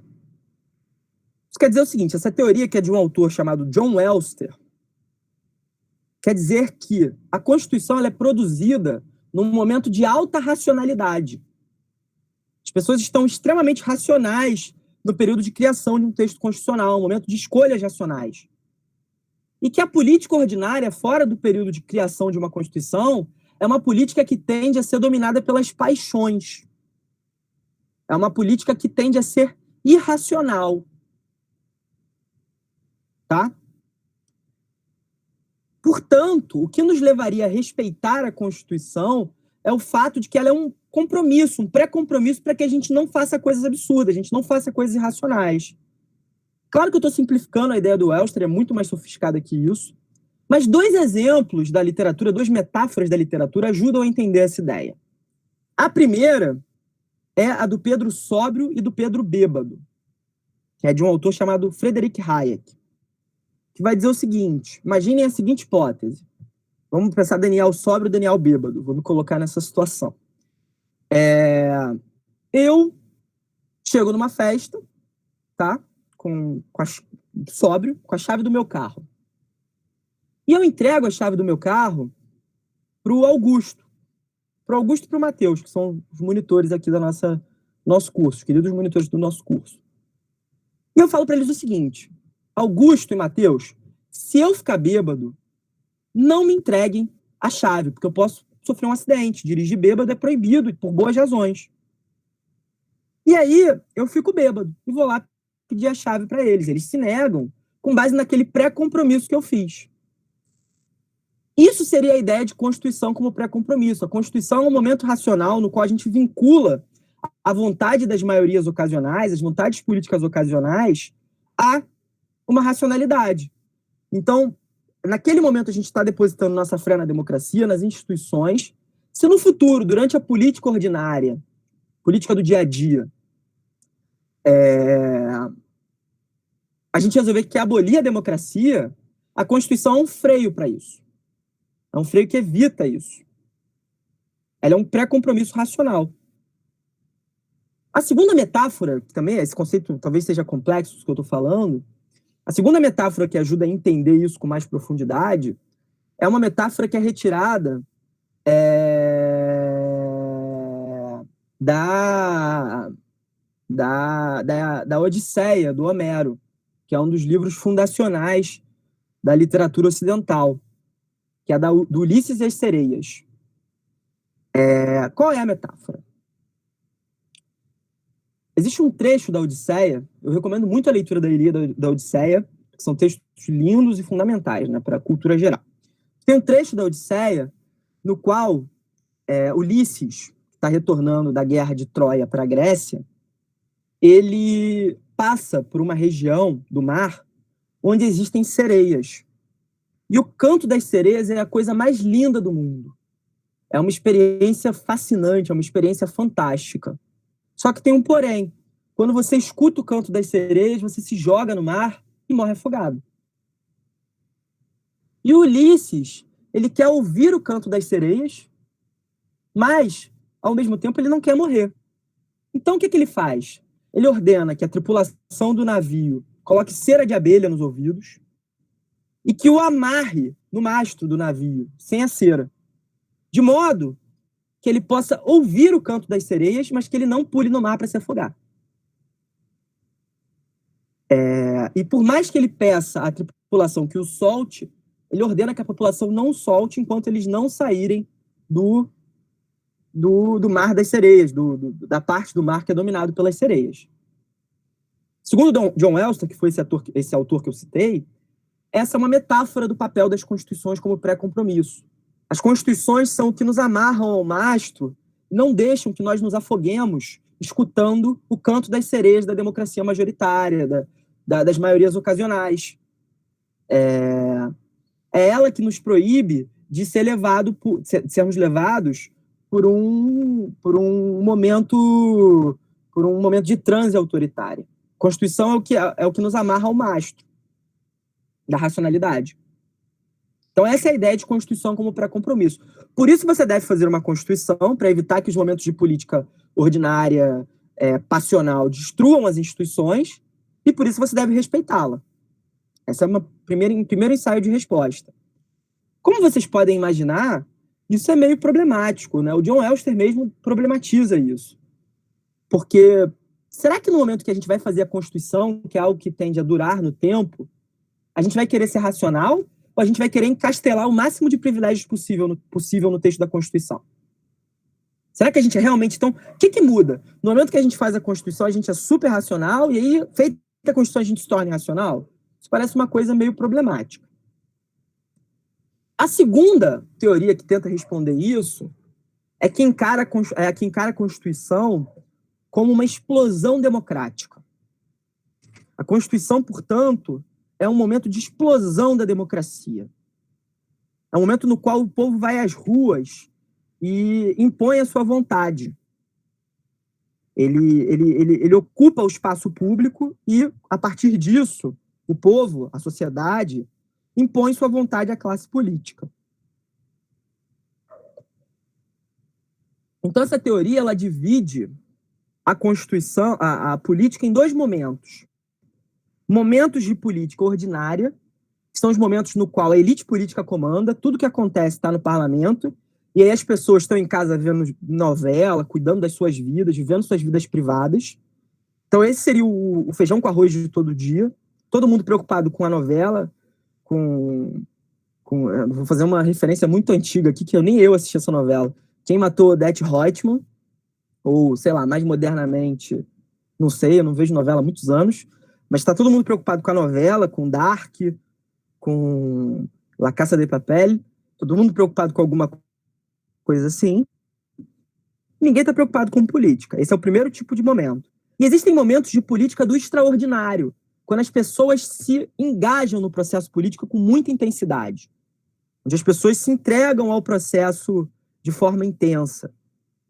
E nesses momentos, nessas situações, você teria uma alta legitimidade democrática, e por isso as constituições deveriam ser respeitadas. Porque se você permitisse que a Constituição mudasse a qualquer momento, as elites políticas iam se apropriar do texto da Constituição e moldá-la de acordo com a sua vontade, sem respeitar a vontade popular.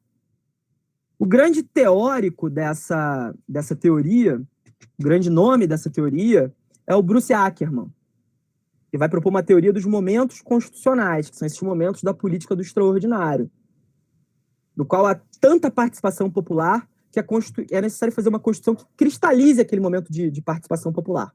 Como é impossível que as pessoas fiquem na rua o tempo todo, como é impossível que as pessoas fiquem agitadas o tempo todo, a Constituição tem uma legitimidade que é fruto desse momento de grande explosão democrática, que não acontece o tempo todo, não é todo dia. Qual é o problema disso? Tem vários. Mas o principal problema que eu posso apontar para vocês é o seguinte: se o único fundamento da legitimidade da Constituição e o único fundamento para fazer uma Constituição é essa explosão democrática, esse momento de alta participação social, tudo que for aprovado nesse momento é válido. Então, se a sociedade pender em direção ao regime nazista e todo mundo estiver na rua defendendo isso, a Constituição, deve surgir uma Constituição para cristalizar esse momento nazista? Essa é uma teoria que gera certa perplexidade. O Bruce Ackerman, por exemplo, num dos livros dele, que é um dos grandes nomes dessa teoria, mas que é uma teoria mais velha que o mundo, ele vai dizer que se na Constituição norte-americana for incluída uma emenda que tenha legitimidade popular, que diga que o Estado é cristão e não é mais laico, isso é válido. Então, tudo que o povo quer é válido, e é motivo para a gente respeitar a Constituição. Alguém escreveu aqui no chat alguma coisa sobre desobediência civil. E aí parece que é um problema que gera nesse contexto, né? Se tudo que for feito pela vontade majoritária de forma explosiva é legítimo, tudo que for colocado na Constituição dessa maneira vale. Então esse é um problema dessa segunda perspectiva. Uma terceira e última perspectiva, uma terceira e última teoria que explica por que fazer uma Constituição e por que respeitá-la, é uma teoria que vai dizer que a Constituição é uma promessa para o futuro, sempre. Teoria que a gente pode associar com uma autora chamada Hannah Arendt. Hannah Arendt, que não foi uma teórica política, mas que tem uma teoria sobre a Constituição na obra dela. Ela vai dizer o seguinte: toda Constituição democrática tem uma dimensão institucional, que são as instituições, os poderes, o dia a dia da política, né? E tem uma dimensão promissória. Toda a Constituição promete algo para o futuro. Não há Constituição que não faça uma promessa. A luta dos agentes para ressignificar essa promessa, para lutar pela transformação dessa promessa e pela concretização dessa promessa, é o que manteria a democracia viva. Então, o que justifica a gente seguir uma Constituição é o fato de que ela tem uma promessa que vai além das suas instituições. Então, pensem naquele caso do Frederick Douglass que eu falei há pouco tempo. Frederick Douglass, um abolicionista negro, que dizia que a gente que deveria ser que os americanos daquele período deveriam ser fiéis à Constituição norte-americana, ainda que ela tivesse um dispositivo que cristalizava a escravidão. O que ele está defendendo ali? A instituição da escravidão? Não, o que ele está defendendo ali é a promessa que a Constituição americana tem, que é muito maior do que as instituições que ela concretiza, que ela cristaliza.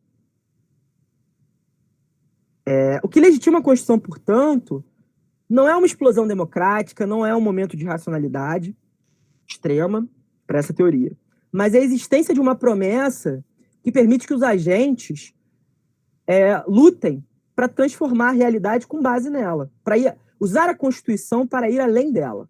Isso seria o fundamento para fazer uma Constituição, porque quando você faz uma Constituição que tem um conteúdo promissório, os sujeitos excluídos e os sujeitos do futuro sempre poderão ressignificar aquela promessa e se apropriar daquela promessa.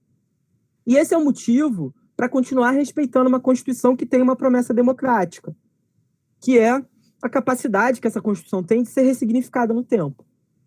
Então essa é uma terceira teoria. Como vocês devem ter percebido pela minha apresentação, é uma teoria que goza da minha preferência. Mas é uma teoria que não é muito difundida no direito constitucional, vocês não vão encontrar muito em manuais, acho que não vão encontrar em manual nenhum.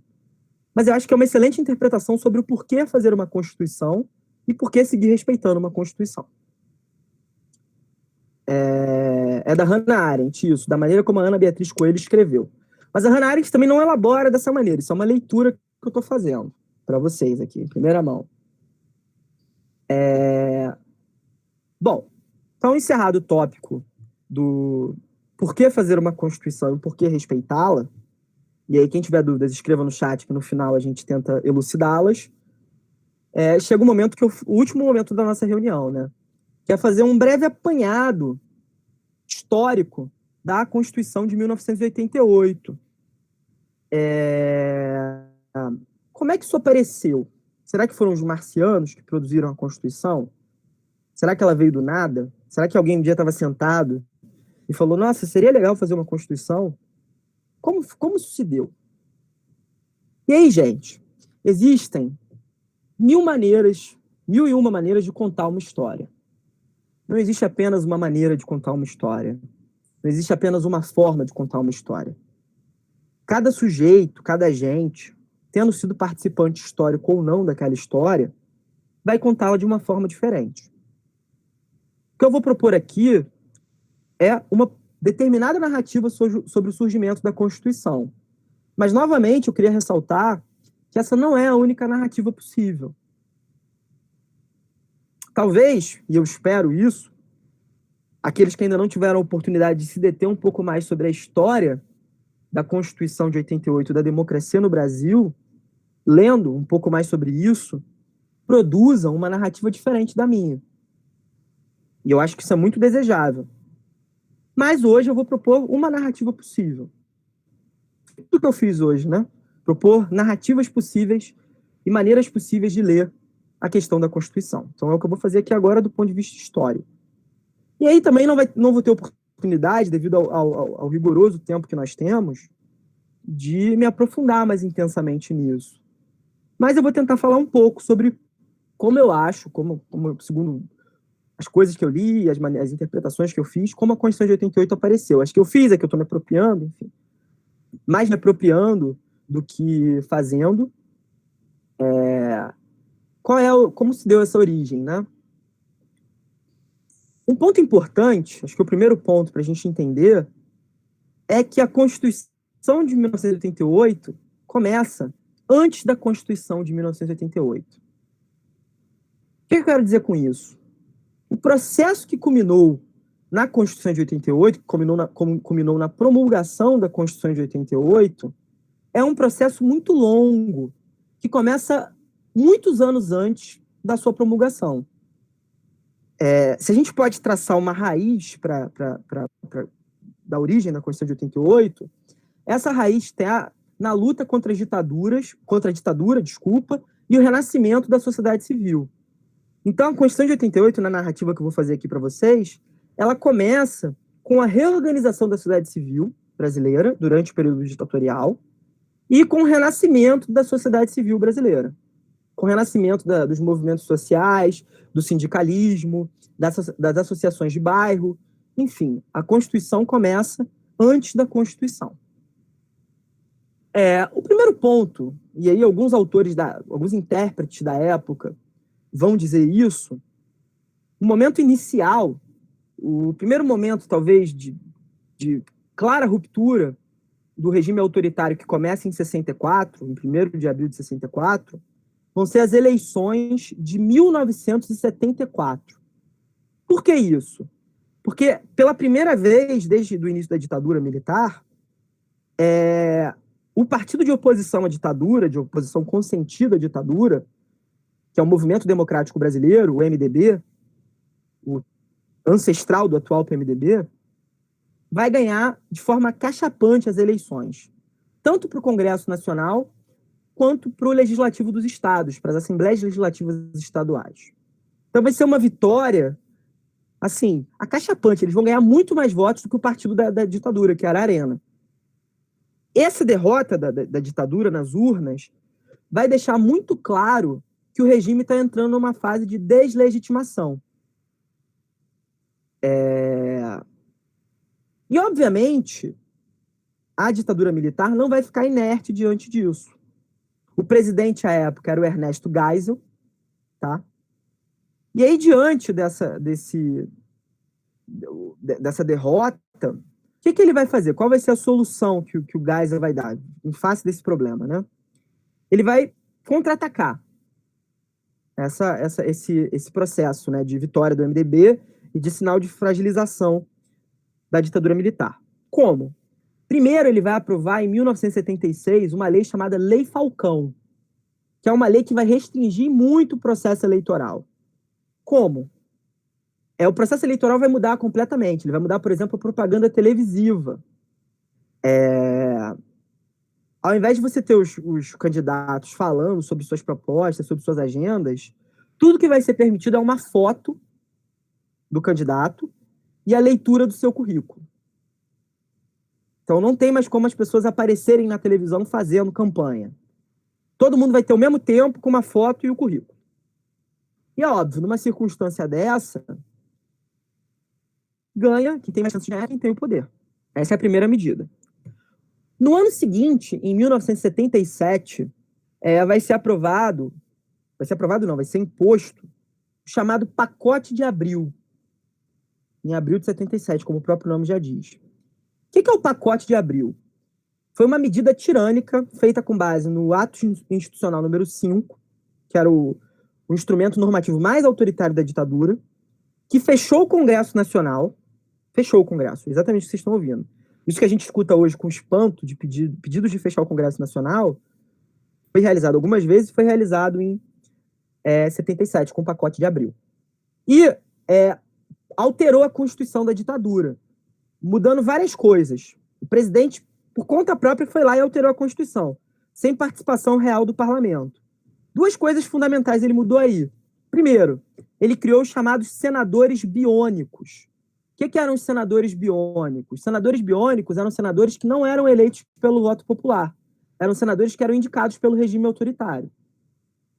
Segundo, ele mudou o mandato dele de 5 para 6 anos, para poder ficar mais tempo no poder. Foram outras mudanças, mas essas foram as duas mudanças mais importantes. E isso representou, obviamente, do ponto de vista político, um certo fechamento do regime. O regime se fechou. Só que esse tiro saiu pela culatra. Quanto mais o regime militar se fechava, na segunda metade dos anos 70, quanto mais esse regime se fechava, mais a sociedade civil reagia.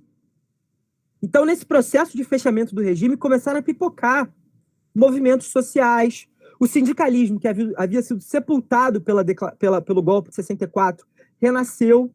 Então, você vai ter uma coisa que autores, como, por exemplo, o Eder Sader, vão chamar de novo sindicalismo. São movimentos de reaparecimento dos sindicatos. E aí, um grande nome desse processo vai ser o ex-presidente Luiz Inácio Lula da Silva. E esse processo vai culminar, por exemplo, nas chamadas greves do ABC paulista, em 1978.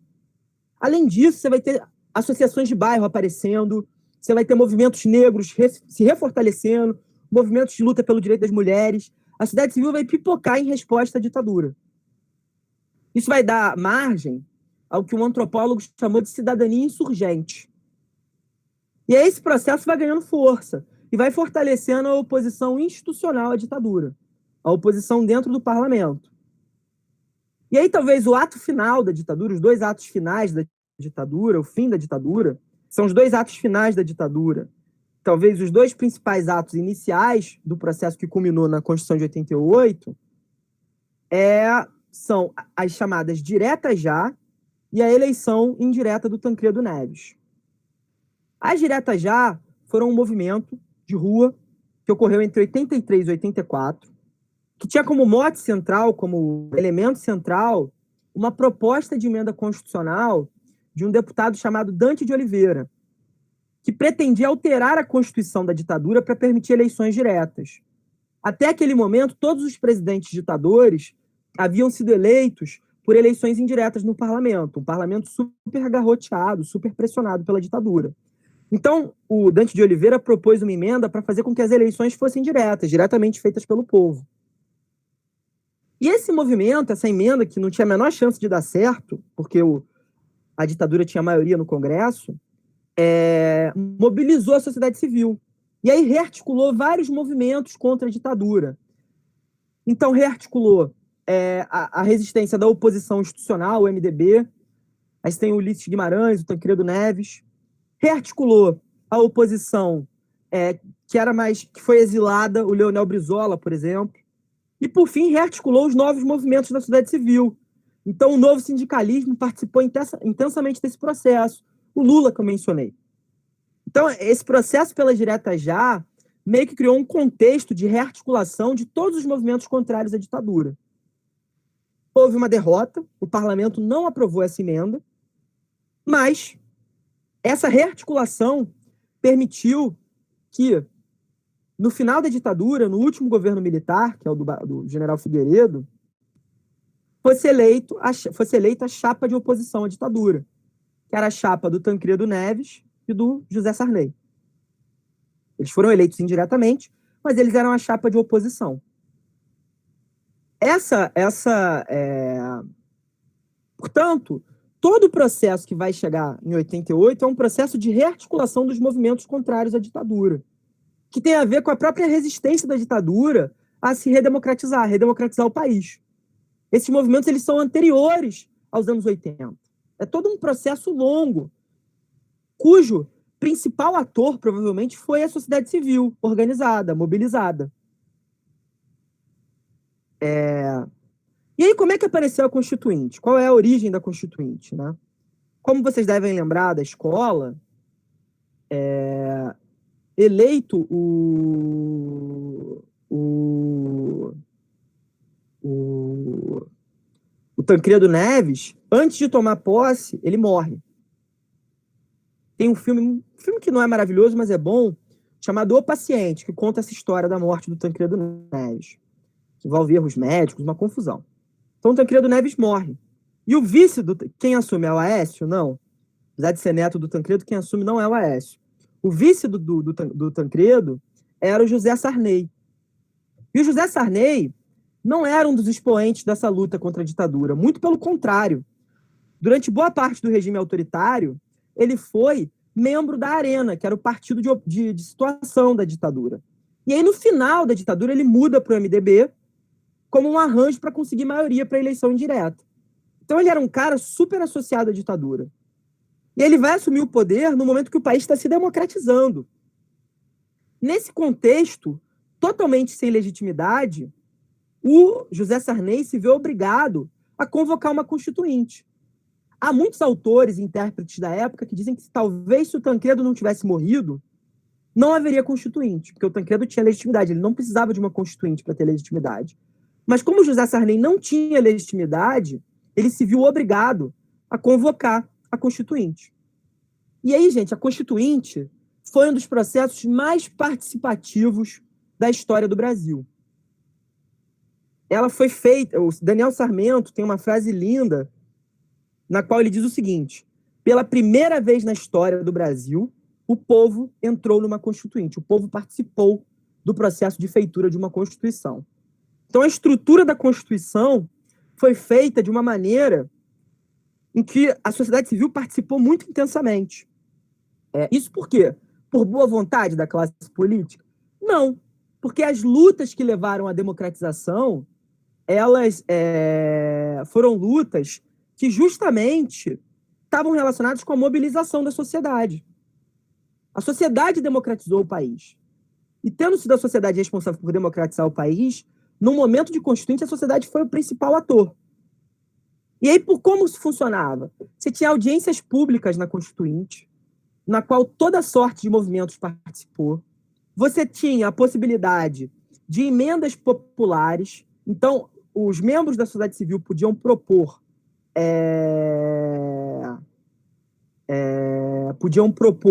emendas à Constituição, textos da Constituição, propor coisas a serem incluídas na Constituição. Era uma possibilidade aberta. E como é que funcionava isso na prática? Se você conseguisse uma proposta com assinatura de 30 mil eleitores, que é um número muito pequeno, e tivesse apoio de 3 entidades associativas, você podia propor uma emenda popular. Cumpridos tais requisitos, havia quase que uma obrigatoriedade da Assembleia Constituinte apreciar essas emendas populares. Então, para vocês terem uma ideia do grau de participação na Constituinte, 122 emendas populares, mais 12 milhões de assinaturas. Vocês imaginam, 12 milhões de pessoas participaram de propostas de emendas à Constituição. E dessas 122 propostas, 88 foram objeto de debate. Então, houve uma intensa participação popular na Constituinte. Por outro lado, e aí tem uma frase muito boa de um livro que analisa a Constituinte que diz o seguinte, uma frase não, um trechinho que eu vou ler para vocês, que eu acho muito poético, muito bonito, que resume essa ideia. O povo inundou a Assembleia Nacional Constituinte e abarrotou as subcomissões de propostas, de informações e de sonhos. O subterrâneo subiu à tona em todo o seu esplendor e sublinhou o quanto o Estado é pobre e o governo mesquinho. Acho que esse trecho, que eu acho belíssimo, talvez vocês tenham achado piegas, ele resume muito o que foi a participação popular na Assembleia. Se por um lado a gente teve isso, por outro lado, a Constituinte também foi a arena de participação da elite política tradicional. Quando a ditadura acabou, as pessoas que exerciam poder durante a ditadura não desapareceram.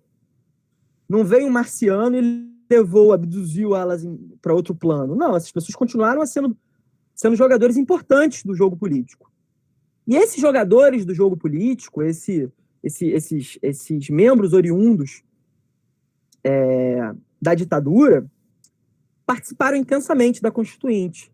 E, no final, eles foram essenciais para dar a forma como a Constituição tem hoje. Eles se rearticularam num grupo que até hoje existe, ou pelo menos existe um herdeiro dele, que é o Centrão, e incluíram vários conteúdos conservadores no texto constitucional. Além disso, além desse Centrão e dessa elite política herança autoritária, você também vai ter a participação intensa das corporações, dos grupos politicamente poderosos, dos grupos economicamente poderosos, dos grupos poderosos dentro do Estado, e vários desses grupos vão encastelar privilégios na Constituição de 88. Então, a mesma Constituição que teve intensa participação popular vai ser a Constituição que vai cristalizar vários interesses de elites políticas tradicionais e de corporações poderosas dentro da sociedade brasileira. A literatura chama isso de um compromisso dilatório, que é um compromisso entre ideias que não se fecham, ideias muito diferentes do que deve ser o Estado, do que deve ser a Constituição, mas que, ao mesmo tempo, permite que seja feito um pacto, um acordo constitucional.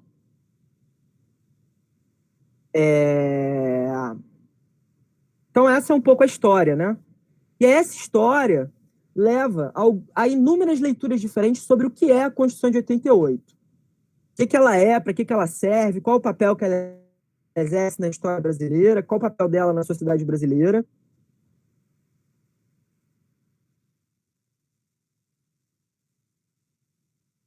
A maior parte das vezes é crítica à Constituição, tem muitas críticas à Constituição. Tem uma aula do Luiz Roberto Barroso que diz o seguinte: a Constituição de 88 não é a Constituição de nossa maturidade institucional, é a Constituição das nossas circunstâncias. Em outras palavras, foi o que deu para fazer. Era o que dava naquele momento. E aí, para encerrar a nossa reunião e abrir para as perguntas, eu vou trazer 3 visões sobre a Constituição de 88. 3 visões que eu acho que são representativas das várias que existem. A primeira visão é uma visão que vai dizer que a Constituição é principiológica e judicialista. Então, a Constituição de 88, para essa primeira visão, é uma Constituição principiológica e judicialista. O que isso quer dizer? Que é uma Constituição que é uma visão mais otimista, está associada muito com o Luiz Roberto Barroso, que eu já mencionei. Quer dizer que a Constituição é uma Constituição que elencou vários direitos fundamentais, vários princípios democráticos e democratizantes, e que deu ao judiciário um papel muito importante em implementar e concretizar esses direitos. Então, diferente de toda a história do Brasil até aquele momento, tem uma frase do Barroso também que diz que a Constituição é o início da história. A Constituição de 88 vai ser uma Constituição que cria direitos, estabelece princípios, e o que é a grande diferencial, o grande X da questão, ela é uma Constituição que vai dar ao judiciário poder para transformar esses princípios, esses direitos, em realidade. Então, essa é uma visão muito otimista, que vocês já devem ter escutado por aí, que é uma visão que doura um pouco a pílula da Constituição de 88. E aí eu estou simplificando. O Barroso também tem críticas, tem várias críticas à Constituição de 88. Diz isso que eu falei antes, que é uma Constituição que cristaliza direitos de corporações, privilégios, enfim, é uma Constituição problemática. Mas ele tem uma visão mais otimista sobre o papel que a Constituição de 88 exerce, olhando em perspectiva a história brasileira. A segunda visão, que é de um autor chamado Carlos Ari Sundfeld. Carlos Ari Sundfeld vai dizer que a Constituição de 88 é uma Constituição chapa branca. O que é que isso quer dizer?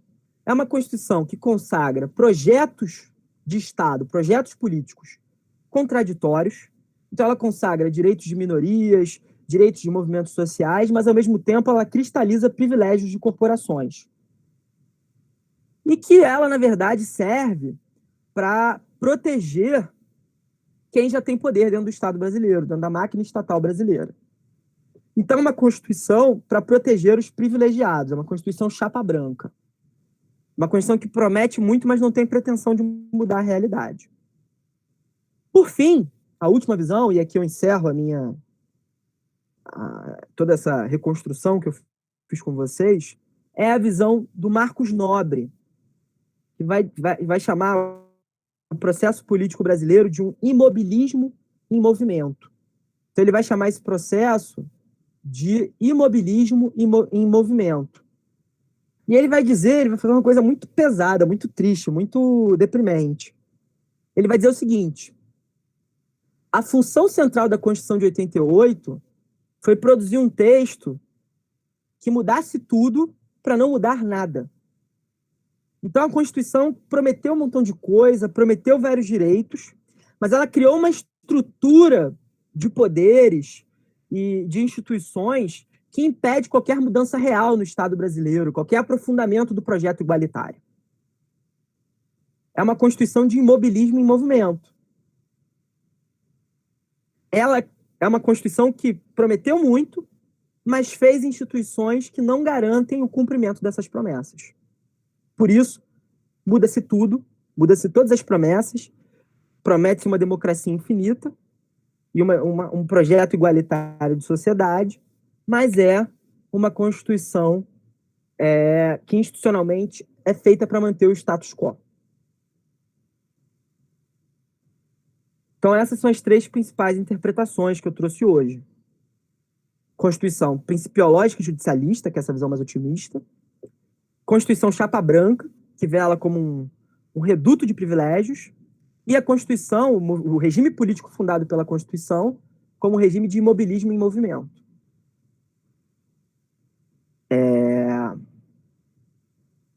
E aí, enfim, o formulário de presença já está aí rolando. Como eu falei, a ideia desse curso, o Barroso defende a visão principiológica, isso mesmo, Ana. A ideia desse curso é a gente conhecer melhor a Constituição, é explorar alguns temas, ainda que de forma mais superficial, é discutir um pouco questões candentes e munir vocês, esse é meu objetivo, com a capacidade de produzir, trazer mais gente para conhecer a Constituição, espalhar a palavra da Constituição, enfim. Quem defende a ideia de Constituição chapa branca é o Carlos Ari Sundfeld. Eu vou escrever aqui. Eu já escrevo. Bom, para encerrar a reunião de hoje, eu queria trazer mais um texto do discurso de promulgação da Constituição de 88, do Ulisses Guimarães, que era o presidente da Assembleia Nacional Constituinte, que eu recomendo muito que vocês escutem. Eu vou passar para todos por e-mail. Eu recomendo muito que vocês escutem ou leiam, né, para quem não tiver paciência de escutar. Mas o trecho com o qual eu queria terminar a nossa reunião, antes de abrir para as perguntas, é o seguinte: a Constituição certamente não é perfeita. Ela própria o confessa ao admitir a reforma. Quanto a ela, discordar sim, divergir sim, descumprir jamais, afrontá-la nunca. Traidor da Constituição é traidor da pátria. Conhecemos o caminho maldito. Rasgar a Constituição, trancar as portas do parlamento, garrotear a liberdade, mandar os patriotas para a cadeia, o exílio, o cemitério. A persistência da Constituição é a sobrevivência da democracia. Para não trair a Constituição, a gente precisa conhecê-la. Então, esse foi o objetivo de hoje e das próximas reuniões. Está aberto para perguntas, gente.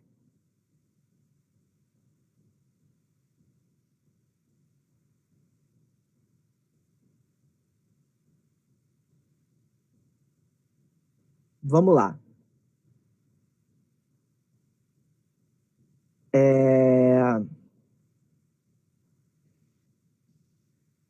Bom,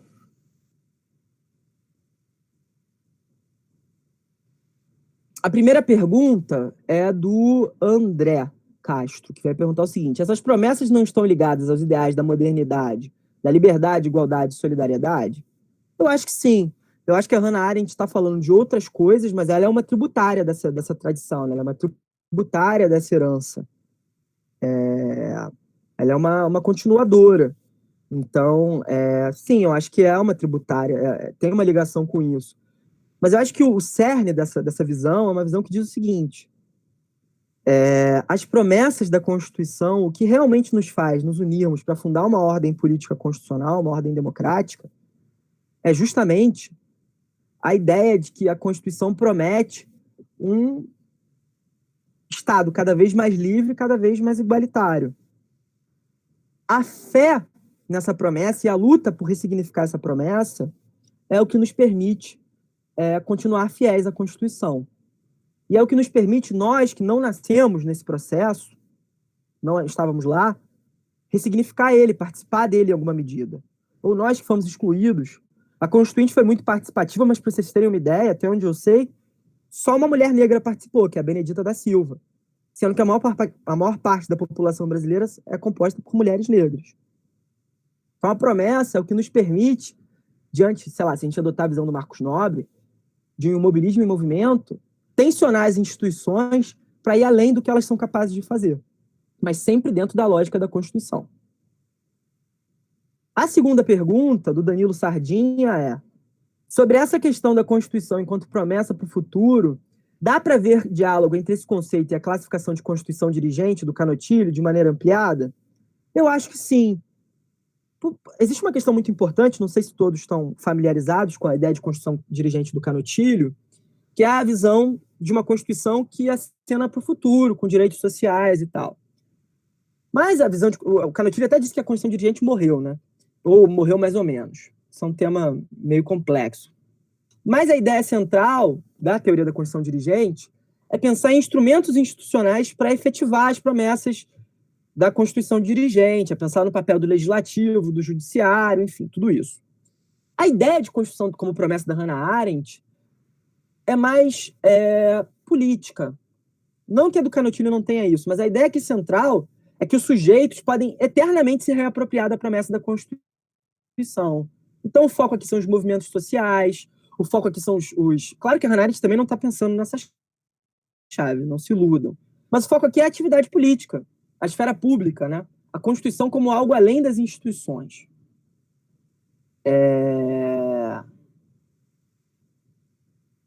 A terceira pergunta é do Vinícius Esteves. E aí, com ela, eu encerro, enfim, que já está muito longo, imagino que vocês queiram jantar, fazer as coisas de vocês. Ele pergunta o seguinte: a terceira visão do Marcos Nobre pode ser lida por meio da crítica ao constitucionalismo latino-americano? E a sala de máquinas da Constituição do Gargarella? Ou seja, dá para associar o Marcos Nobre com a ideia de sala de máquinas do Gargarella? Isto é, um pacto liberal conservador que acaba por não mudar nada? Não sei se todo mundo conhece a ideia de casa de máquinas do Gargarella, mas o Gargarella vai dividir as constituições em dois campos, né? Existem as declarações de direito, que são as promessas, enfim, os direitos que estão elencados naquela Constituição, e existe a casa de máquinas, que são as instituições, o funcionamento, a operação das instituições naquele regime constitucional. E para o Gargarella, na América Latina, o que aconteceu nos últimos anos, sobretudo, foi que as constituições prometeram fartos elencos de direitos, fartas declarações de direitos, prometeram direitos para chuchu, mas a casa de máquinas, a operação real do poder, não foi afetada por isso. Então, são constituições que não são capazes de efetivar as promessas que elas fazem em matéria de direitos. Eu acho que essa visão se adequa muito à perspectiva do Marcos Nobre. Claro que o Marcos Nobre, quando vai analisar isso, faz essa análise a partir de uma outra chave. Ele analisa a sociedade brasileira, analisa o sistema político brasileiro. Ele se aprofunda mais no problema do Brasil. Mas eu não acho que as duas visões sejam incompatíveis, não. Acho que elas têm muito em comum. Antes de encerrar, eu queria pedir duas coisas para vocês.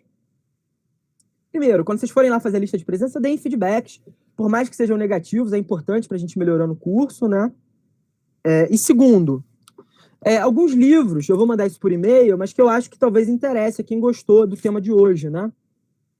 O primeiro deles é o mais recente, que é do Oscar Vilhena Vieira, que se chama A Batalha dos Poderes. Eu recomendo muito a leitura desse livro.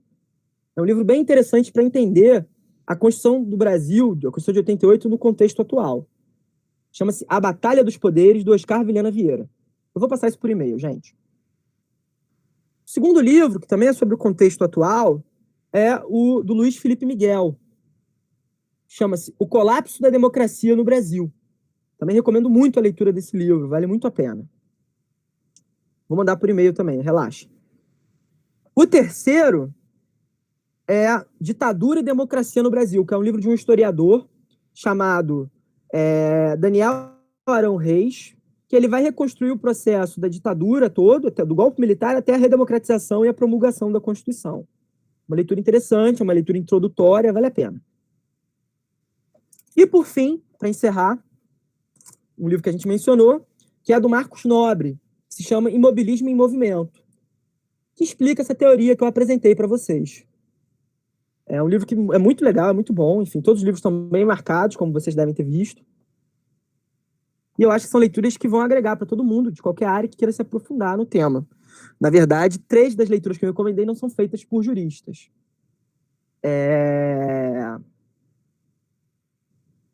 Enfim, acho que é isso. Agradeço muito a atenção de vocês, espero que tenha sido proveitoso o nosso encontro.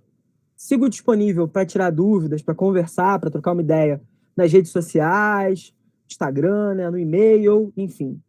E espalhem a palavra da Constituição, gente. A democracia depende da gente.